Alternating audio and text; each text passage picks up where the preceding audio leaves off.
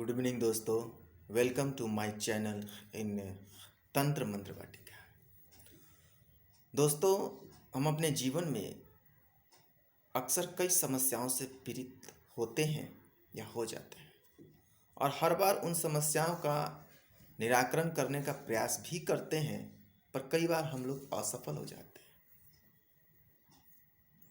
ऐसा नहीं है कि हर बार जब हम समस्या से पीड़ित हो तो उन समस्याओं का एक ही इलाज हो। जब समस्याएं अलग होंगी तो उनका निराकरण भी अलग अलग तरीके से होगा। अगर हम समस्याओं का अवलोकन अगर ठीक ढंग से कर पाए, अगर उनको समझ लें कि समस्या क्या है, आखिर क्यों ऐसा हो रहा है, आखिर कारण क्या है, तो हम अपनी समस्याओं से अवश्य ही निजात पा सकते हैं। लेकिन कई बार ऐसा देखा जाता है कि जब हमारे ऊपर कोई समस्या होती है तो हम सोचते हैं कि किसी ने हमारे ऊपर तंत्र मंत्र ही कर दिया, किसी भूत प्रेत ने पकड़ लिया, किसी ऊपरी बाधा ने आकर कब्जा कर लिया और वो हमें परेशान कर रहा है। और हम तांत्रिकों के पीछे भागने लगते हैं, ओझाओं के पीछे भागने लगते हैं, खूब सारा ध्यान व्यय कर देते हैं। परेशानी अलग, फिर भी समस्या से निजात नहीं हो पाता। तो तात्पर्य है समस्या को पहचानना कि भैया समस्या क्या है। आखिर मैं इतना कर रहा हूँ, बड़े बड़े तांत्रिक के पास जा रहा हूँ, फिर भी आखिर ये निजात मुझे क्यों नहीं मिल रहा है, आखिर क्या कारण है। तो आज इसी विषय पर मैं चर्चा करूँगा। अक्सर कई लोगों के साथ ऐसा होता है कि उन पर कुछ शक्तियाँ हावी हो जाती हैं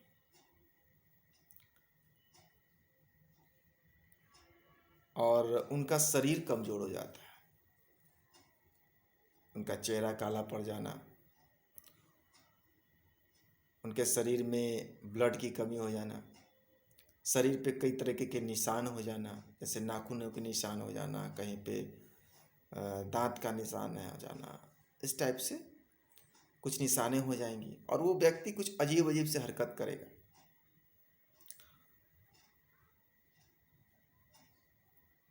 तो आप कैसे समझोगे कि इसको हुआ क्या है।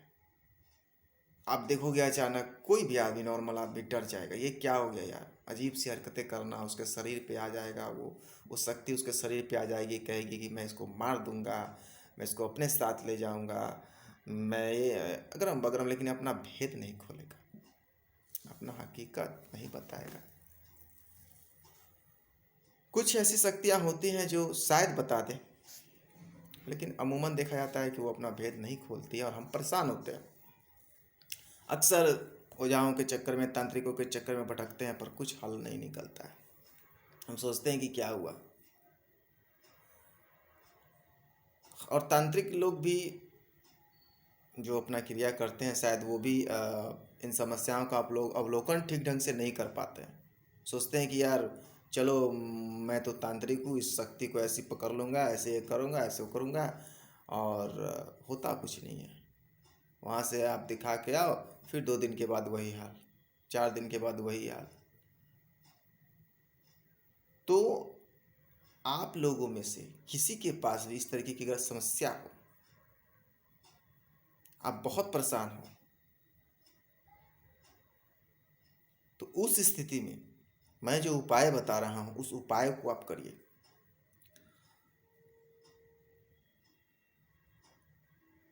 और निश्चित रूप से आपको सफलता मिलेगी। लेकिन आप पहले समस्या का अवलोकन कर ले कि इस तरीके की समस्या है या नहीं है। अगर इस तरीके की समस्या है तो आप कैसे जानेंगे कि किसी ने तांत्रिक क्रिया के द्वारा इसको प्रेजेंट किया है या ऐसे ही। तो इसका एक तरीका ये है, अमूमन क्या होगा कि तांत्रिक क्रिया जो किया जाएगा उसमें और इसमें कुछ अंतर नहीं होगा। मतलब कहने का है कि उसमें तांत्रिक क्रिया जो करता है उसमें भी शरीर को ख़राब कर देता है, कुछ निशान, ये सब आ जाता है। और इसमें भी आपका शरीर को, जो शक्ति आपके शरीर पे, किसी के शरीर पे होगी, वो उसके शरीर को कमज़ोर कर देगा। तो आप कैसे पता करोगे कि ये तांत्रिक क्रिया है या कुछ और बात है?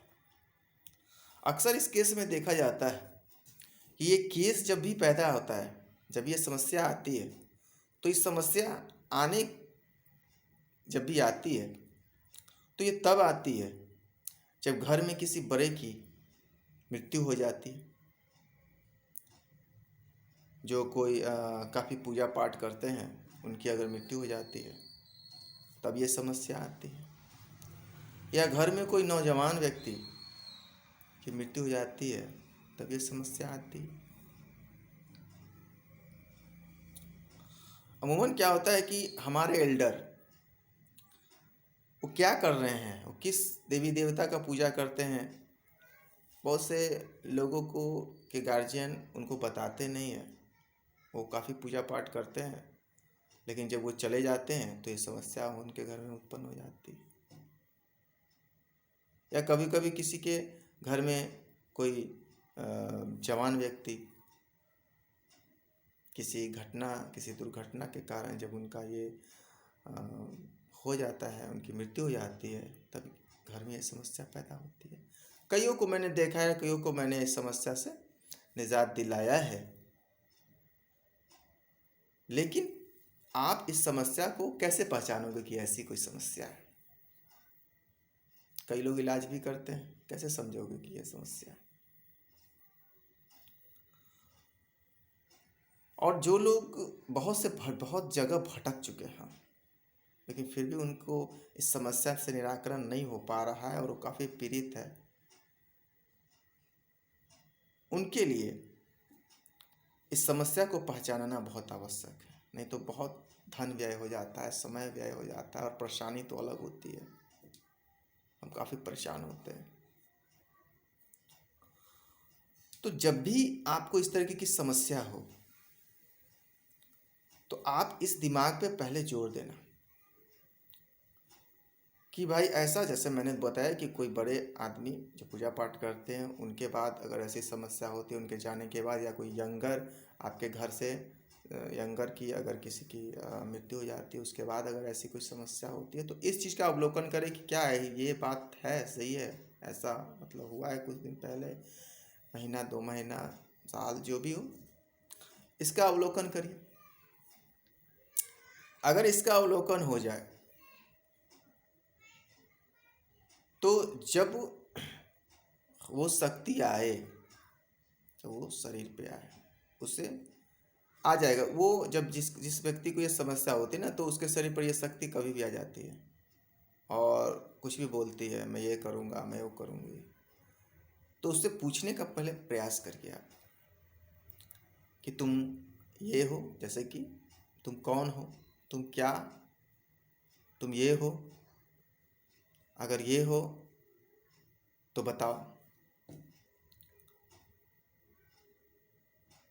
दूसरा, एक ट्राई ये लीजिएगा कि जब भी ये समस्या होगी तो जिस स्थान पर आपका निवास है, अमूमन ये समस्या वहीं पे होगी।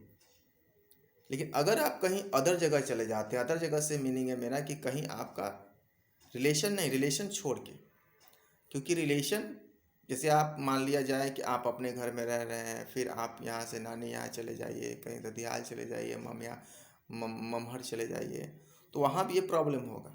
बट आप किसी ऐसे जगह रात गुजार के देखिए, जैसे कोई स्टेशन है, जैसे होता है ना कि डेली नित्य दिन ये समस्या होती है, तो किसी स्टेशन पर रात गुजार के देखिए, वहाँ होता है कि नहीं। किसी अदर फ्रेंड के यहाँ, जो आपका रिलेटिव नहीं है, उसके यहाँ आप गुजार के देखिए, या किसी किराए के मकान में देखिए इस चीज़ को। अगर वहाँ पे ये समस्या नहीं होती है या कम होती है, तो आप समझ जाओ कि ये आपके घर का ही कोई है जो आपको परेशान कर रहा है। अब क्यों कर रहा है, ऐसा होता है कि या आपके एल्डर जो पूजा पाठ करते होंगे ना, वो किसी को कुछ पूजा पाठ करते होंगे, किसी को कुछ आहार देते होंगे जो कि आपको उन्होंने कभी बताया नहीं। अब जो वो एल्डर चले जाते हैं तो जिसको वो आहार देते हैं, जो शक्ति होती है, जो भी हो, उनको आहार मिलना बंद हो जाता है, उनकी जो सेवा होती है वो बंद हो जाती है। या कभी कोई यंगर डेथ करता है तो मरता तो सिर्फ शरीर है, जीवात्मा नहीं मरती। उसको इस पृथ्वी पर जितनी आयु है उसको उस आयु को भोग के ही जाना है। भले वो शरीर के साथ जिए, इस पूरे शरीर के साथ जिए या सूक्ष्म शरीर के साथ, जीना तो उसको है। और उस अवस्था में भी उसे भोजन चाहिए होता है। लेकिन क्या होता है ना, हम लोग अमूमन सोचते हैं यार ये तो ख़त्म हो गया, चला गया तो अब इसका किस्सा ख़त्म है। ऐसा नहीं होता। तो फिर वो शक्ति आपको परेशान करेगी।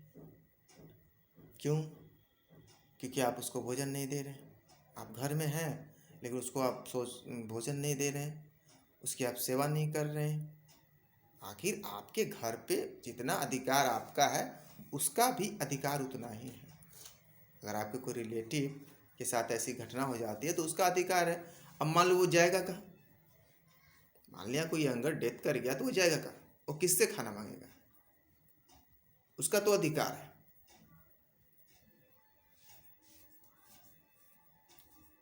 तो अधिकार को, किसी के अधिकार को छीना नहीं जा सकता है। अब मान लिया इस तरीके की समस्या आ गई, आप किसी ओझा के पास जाओगे, आप किसी तांत्रिक के पास जाओगे, वो क्या कर लेगा? किसी का अधिकार थोड़ी छीन लेगा। जो जिसका अधिकार है वो अधिकार को कोई नहीं छीन सकता है। उसके पास बुत्ता है मांगने का कि नहीं मैं मांग सकता हूँ, मेरा अधिकार है, तो उसको कोई भी रोकेगा नहीं कि हाँ इसका तो अधिकार है, इसको मैं कैसे रोक दूंगा। और अमूमन वहीं पे तांत्रिक इस चीज़ को समझ नहीं पाते हैं और वो फेल हो जाते हैं। तो मेरा कहना यही है, आप पहले समस्या को पकड़ो कि वाकई में आपके ऊपर कोई तांत्रिक क्रिया किया गया है या फिर समस्या कुछ और है। वरना ठगाओगे बहुत, पैसा बहुत बर्बाद करोगे। तो अगर इस तरीके की कोई समस्या हो तो इस तरीके के दिमाग पर जोर डालो, और ऐसा कुछ हुआ है तो इस समस्या का निजात पाने के लिए आप जो भी शक्ति आपके ऊपर आ रही है, या कभी भी कुछ ऐसी घटना घटती है, आपके बुजुर्ग घर में किसी की सेवा करते हो, उनके जाने के बाद अगर ऐसी घटना घटती है, या किसी यंगर के जाने के बाद ऐसी घटना घटती है, तो आप कुछ दिनों तक ट्राई करो। उन जो क्रिया मान लीजिए कि किसी के पिताजी करते थे अब वो नहीं रहे, तो सोचो कि वो क्या करते थे। क्या वो कहीं पे जल देते थे, कहीं पे कुछ प्रसाद वगैरह चढ़ाते थे, कहीं पे खाना चढ़ाते थे? तो वो क्रिया को भी तुम शुरू करो। और अगर किसी यंगर है के साथ कुछ घटना घट गई तो उसके नाम पे आप कहीं पे जब भी आप भोजन बनाओ, खाना बनाओ, तो पहले आप उसके नाम से थोड़ा सा भोजन कहीं निकाल दो। ये काम आप नित्यदिन करो। जैसे आपके घर का सदस्य होता है तो उसको आप भोजन देते हो, तो उसको भी आप भोजन दो। कहीं पे गिलास में एक थाली ले लो, एक छोटा सा ले लो, आप एक गिलास ले लो, और जो होता है उसके नाम पे रख दो कहीं पे। और फिर उसको आप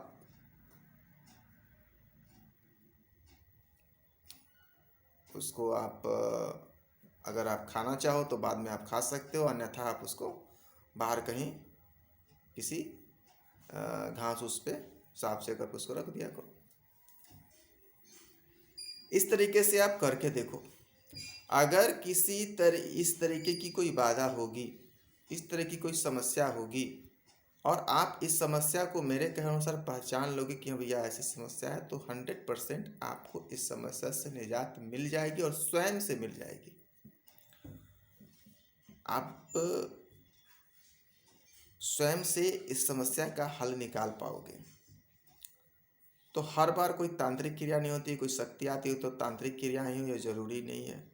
कई बार हमारे घर के कुछ ऐसे मेंबर्स होते हैं जिनकी वजह से ये प्रॉब्लम आता है, क्योंकि जाता तो ये शरीर है,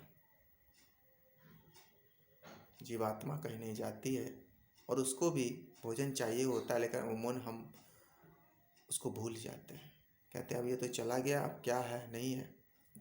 और फिर जब समस्या आती है तो हम लोग निरंतर घूमते हैं ओझाओं के चक्कर में, तांत्रिकों के चक्कर में, और कहीं से समस्या का निराकरण नहीं मिल पाता है। क्यों? कोई तांत्रिक इसको नहीं ठीक कर सकता है, क्योंकि किसी के घर से किसी को निकालने का हक नहीं है।